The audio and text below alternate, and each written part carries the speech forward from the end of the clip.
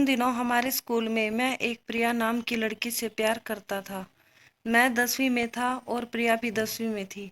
हम एक दूसरे को प्यार करते थे। मैंने उस समय अपने दिल की बात उसे बताई और उसने मेरा प्यार मान लिया। दोनों स्कूल एक बस में जाते थे। बस में अक्सर मैं उसकी बगल वाली सीट पर बैठ जाता था और मुझे लगता था कि वह क्षण मेरे जीवन का सबसे अच्छा क्षण था। हमारे प्यार के बारे में क्लास में लगभग सभी को पता था। मेरे दोस्त मुझे प्रिया कहकर चिढ़ाते थे। लंच के समय प्रिया और मैं एक साथ खाते हुए अपने भविष्य की बातें करते थे। रात को हम दोनों एक दूसरे से बहुत बातें करते थे। हम एक दूसरे को अपने सपने बताते और न जाने कब सो जाते थे। मैं रात को छत पर जाकर बातें करता। अगर मेरे घर में कोई रिश्तेदार आता है, ठंड में भी मैं छत पर जाकर प्रिया से बातें करता। हम दोनों ने एक साथ कई सपने देखे। हमने शादी करना, बच्चे होना और उनके नाम भी सोच रखे थे। हम दोनों का प्यार स्कूल तक बहुत अच्छा चल रहा था, लेकिन जब हम कॉलेज में गए सब कुछ बदलने लगा। कॉलेज में प्रवेश करने के बाद प्रिया पहले की तरह नहीं रही। अब वह मुझे अस्वीकार करने लगी। अब वह पहले की तरह व्यवहार नहीं करती और मुझे नहीं देखती। मैं सोचने लगा कि ये प्रिया मेरे साथ ऐसा क्यों कर रही है। देखो ना प्रिया अब मुझसे पहले जैसे बातें नहीं करती, अब मुझे इग्नोर करने लगी है। मैंने एक दिन प्रिया के एक दोस्त से कहा। उसकी दोस्त ने मुझसे बताया कि मैंने कॉलेज में अमन नाम के एक लड़के से प्रिया को अक्सर बातें करते देखा था। शायद प्रिया उसे पसंद करती है। उसकी दोस्ती की बातें सुनकर मेरा दिल धड़कने लगा। मुझे लगता था कि प्रिया ऐसा कैसे कर सकती है, लेकिन दिल कह रहा था कि नहीं। मैंने अपने आंसुओं को रोका, लेकिन मेरी आंखें नम होने लगी। घर जाकर मैंने प्रिया का इंस्टाग्राम और फेसबुक अकाउंट देखा। मैंने देखा कि प्रिया ने अमन को फॉलो किया है। उसके चित्र पर एक भावुक कमेंट और लाइक भी लिखा है। मैंने तुरंत प्रिया को फोन किया, लेकिन वह नहीं आई।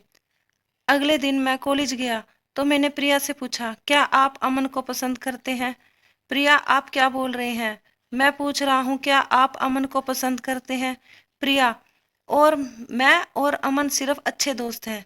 मेरे प्रश्नों का कोई जवाब नहीं मिला।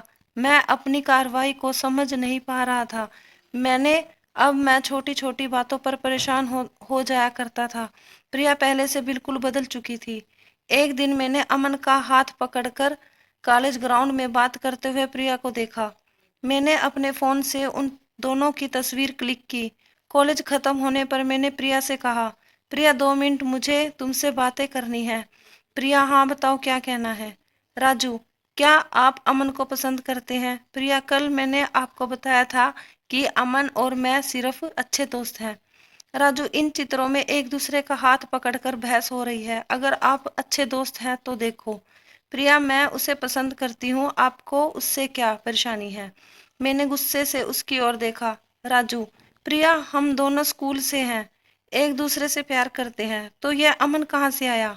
स्कूल जीवन वह सिर्फ हमारा बचपन था, वह प्यार नहीं था, और हम सिर्फ अच्छे दोस्त थे।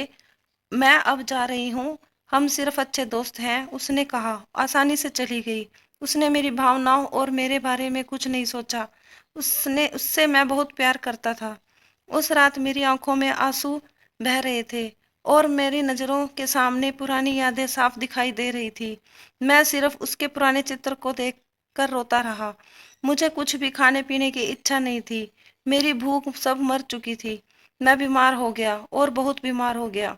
मैं भी कई दिनों तक कॉलेज नहीं गया था। रात को उसे इंटरनेट पर देखने से मुझे बहुत तकलीफ होती। वह मेरे मैसेजों का जवाब नहीं देती। मैं सिर्फ चाहता था कि वह मुझसे बातें करे, लेकिन अब वह मुझे भूल गई।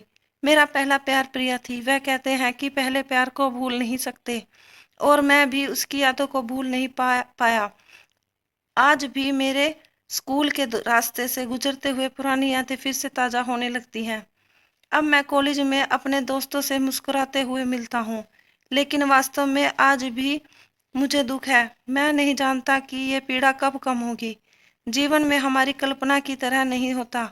आप सच्चे हैं, लेकिन इसका अर्थ यह नहीं कि आपके सामने वाला भी सच्चे हैं। इंसान भी समय के साथ बदल जाते हैं। दोस्तों, मेरी यह वीडियो देखने के लिए धन्यवाद। जय श्री राम।